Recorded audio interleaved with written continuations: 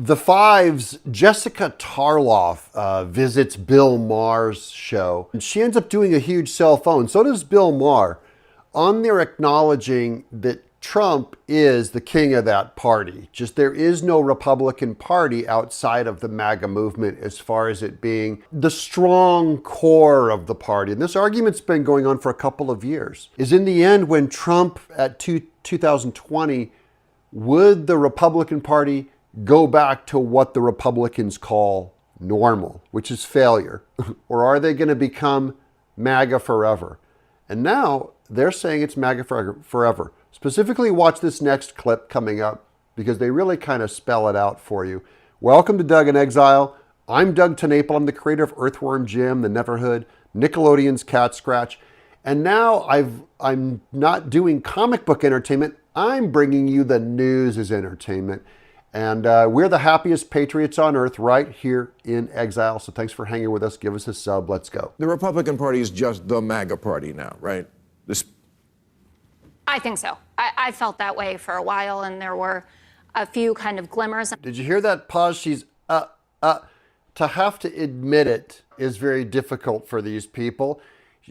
To a Democrat like Jessica Tarlov, they see it as a good thing that the Republican Party is turning MAGA because they think MAGA is going to be the defeat of the Republican Party. They don't realize that MAGA is the only thing that the Republican Party really has to win on anymore. Having spent a lot of time in the conservative ecosystem, these are things that I pay attention to. Right. Why is this one more useful than this one, for instance? And Kevin McCarthy comes off as someone normal.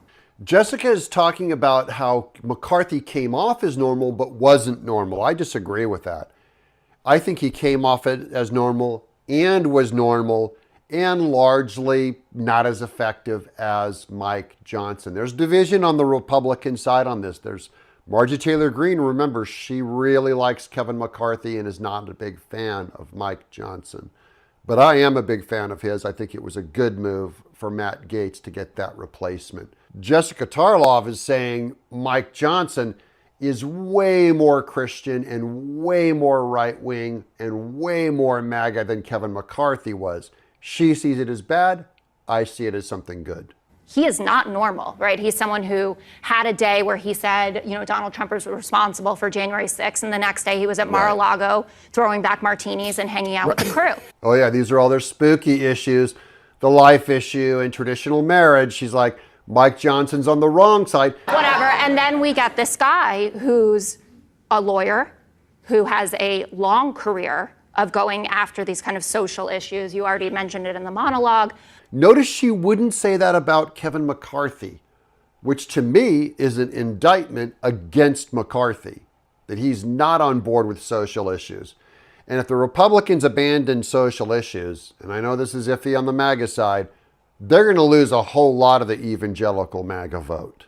About the sodomy laws, criminalizing homosexuality. He was in the election integrity front. He wasn't just someone who signed on. He was an architect of the plan to get our votes thrown out in Pennsylvania and Georgia and Michigan. Yeah. I don't know if that's true or not, if he's the actual architect. I always thought it was more a John Eastman thing, because certainly Mike Johnson isn't being indicted in Fulton County for election integrity stuff. So I do believe that he was open to the idea of Trump having a different opinion on the election results. Mike Johnson did. And Kevin McCarthy largely threw Trump under the bus, but he and Trump had a long-time friendship, so Trump kind of preserved McCarthy. The main thing is, I think it's all a wash. The thing that's not a wash is, what is Mike Johnson going to do today for MAGA? And is he good for MAGA today? And is Trump doing well in the Republican Party today? And all across the board on that stuff, it's a hardcore yes. It's all turning out well for Trump, for MAGA, for Mike Johnson.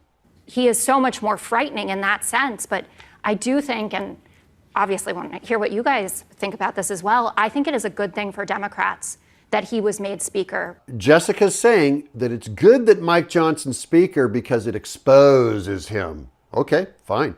She's also saying it's good that he's speaker because we're getting clarity on this guy who he really is and what MAGA really is, meaning she's acknowledging that whatever Kevin McCarthy was, he was not as MAGA or as clear or as socially scary as Mike Johnson is. She sees it as bad.